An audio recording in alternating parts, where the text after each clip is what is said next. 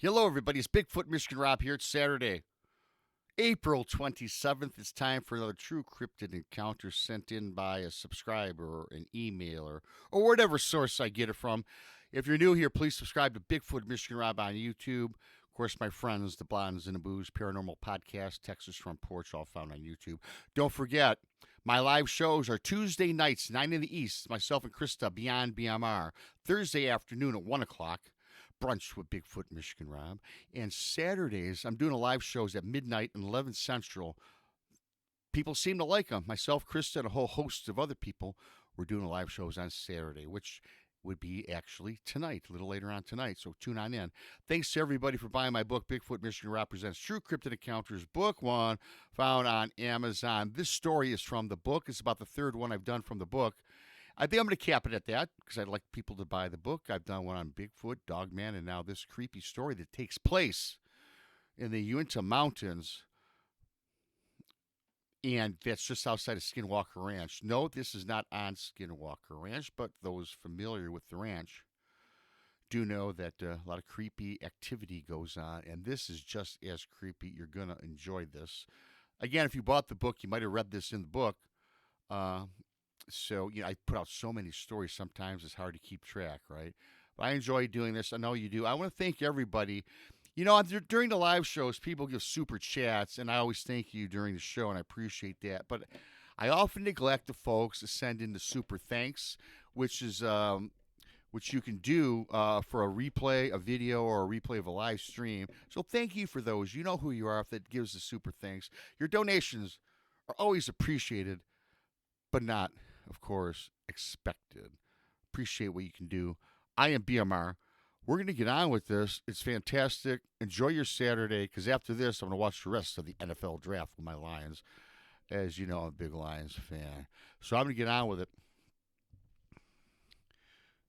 This story is about three women, Jill, Marcy, and Becky, as they plan a trip to the Uinta Mountains. This is actually the Uinta Basin, just outside in the foothills in the forest. These women, I should say, were very knowledgeable when it comes to the woods and the mountains. They all grew up in this area and were very knowledgeable regarding the surroundings. The three were all married, and along with their husbands, always spent time hunting and fishing together. In fact, the six of them collectively as a group spent many hours in the wilderness hunting and fishing. These three women made it a ritual once a year to leave their husbands at home and have a girls' trip together. They were especially excited about this outing and rented an RV to travel in style.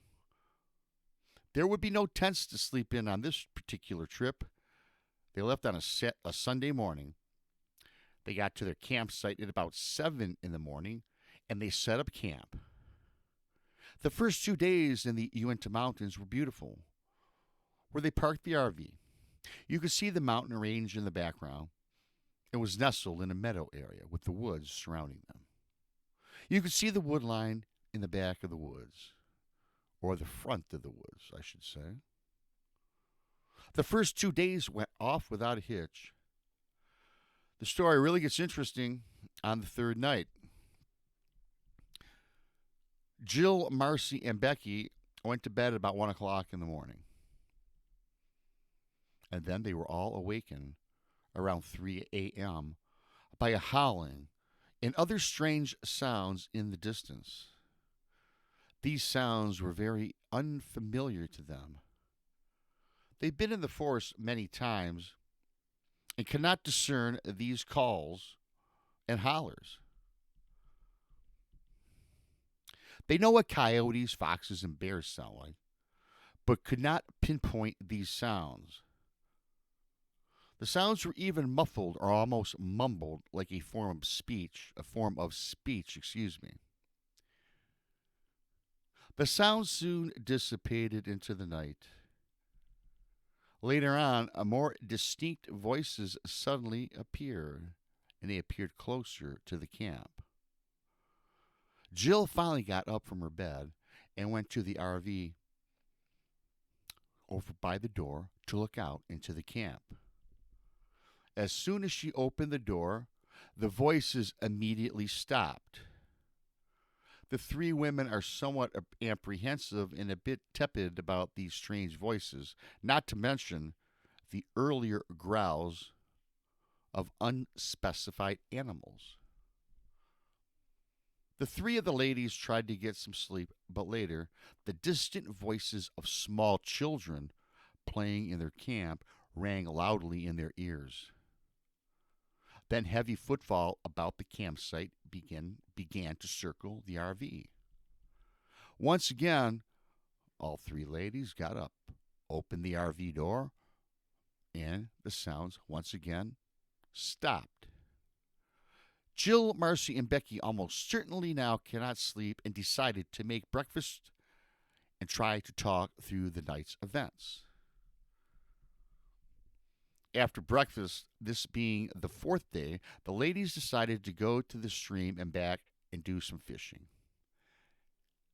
After sharing a bottle of wine, the women's inhibitions of the prior night had faded, and soon enough they put it to rest, and they were not going to let this incident ruin the remaining days of the trip. Later in the evening, Becky stoked a fire while Jill and Marcy prepared the day's catch of fish to prepare for a nice dinner, and then decided to sit around the fire and have girls' gossip night. This also was a yearly ritual where the three friends would exhaust all what was wrong with their husbands, their jobs, their kids, or whatever was on their minds. The girls had been doing this for several years, kind of like an unloading in a therapy session where these three friends just let it all out. Kind of like a group therapy session with a professional therapist. Marcy would joke, why spend the $250 an hour when we have each other? Soon evening turned into night, and the three friends went off to bed within the confines of the warm and cozy RV. 2 o'clock in the morning, the three were once again awakened by the sounds of children's laughter and footfall outside the RV. This time, the voices were more clearly distinctive. Marcy says to the group, "Are children calling out to their mother?" Becky and Jill agreed, and all were becoming increasingly unnerved, and once again, like the prior night, went to open the RV door and to see what was going on. The RV door swings open, and to their dismay, four shadow-like figures are circling around the very low fire that glowed in the background. The figures were of smaller stature, like that of children. They continued to circle the fire pit and could hear, and more distinctly, the words, "No, mother." It filled the night air. They were asphyxiated, transformed on this sight.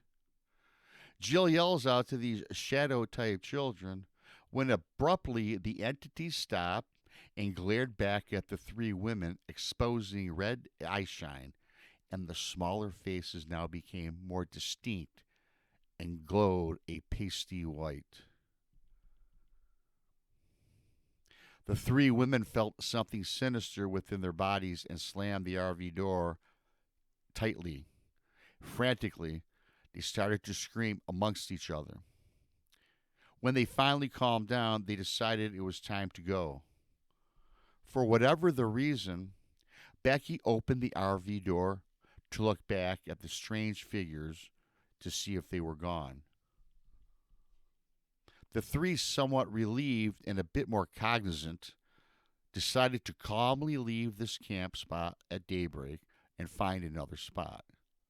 They all agreed not to go home, but just to move several more miles up from their location. Finally, then, after calming down, within an hour, the heavy footfall started up and circled the recreational vehicle. The children's voices returned, and the voices sounded painful, and the chilling words, "Mother, no," rang out in the night air once again. Outside of the RV, a hideous sound, much like that or the sound of nails against a chalkboard, started to scrape along the outside of the vehicle.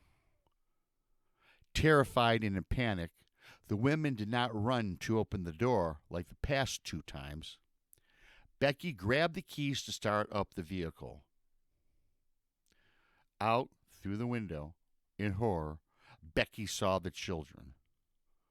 This time full-bodied apparitions with deep, dark eyes that appeared to have blood dripping down their pale, white faces, taking the form of teardrops. Marcy and Jill rushed to the front with Becky, and they, too, see what Becky was looking at. The children paraded around a circle. Then within the circle, rising from the ground, a huge beast materialized.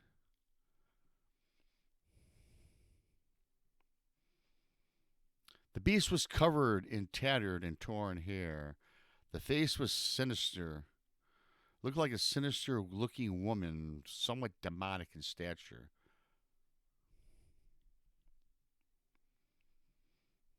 Frantically, Becky went to start the RV, and the ignition would not turn over. The lights from inside the recreational vehicle went dead. Blackness now inside of the RV fully illuminated these creatures outside the window of the vehicle. The wicked old woman, or whatever this being was, peered into the vehicle with a sinister grin. The children still saying, "Mother, no, mother, no." Then the wicked beast screamed. Now this is the devilish looking beast, everybody. It screams, "Come to mother." The kids are saying, "Mother, no," you guys. And all of a sudden, this crazy, wicked woman, witch, demon, whatever, now is saying, "Come to mother." Wow. The 4 children with the black eyes, dripping in blood tears, fell silent. The ghost-like figures of these children materialized into human-looking form. Yes, like actual small human children.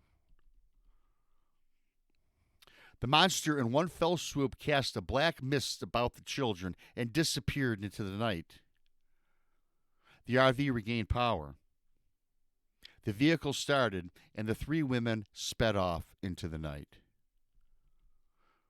The 3 have never spoken of this until, well, myself getting the email. In fact, these best friends lost contact for 5 years after this horrible outing. Today, they plan to put some closure to this experience and return. They are determined to regain the part of their lives and friendships that they lost. Okay, right off the bat, don't return, okay? Do not return. Don't return. I'm sorry you fell away from each other or lost your relationship for a 5-year period. That was a traumatic experience. What the hell was going on here? Sounds to me like this was some evil entity that was capturing children's souls, perhaps. And these children are trying to escape from this horrific beast. Perhaps they were reaching out to these women. But what can these women do, right? I don't know. I don't know what I would do in that situation. And then to start your RV, the RV doesn't start. Can't get out of there. There's a demon figure. There's children. The horrifying "Mother, no." Then "Come to mother," this beast says. I tell you what, man, if I was there, I would lose it. I really would. I've encountered a few things in my life, but if I was there,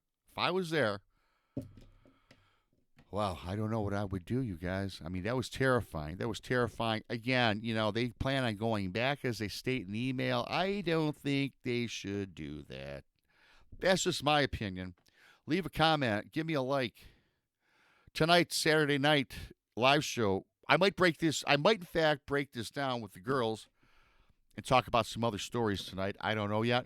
But this, you guys, leave a comment. What do you think this was? I appreciate each and every single one of you. If not already, subscribe to Bigfoot Michigan Rob on YouTube. I appreciate it. It's Saturday. Have a great weekend. With that being said, BMR. Until next time, I'm out.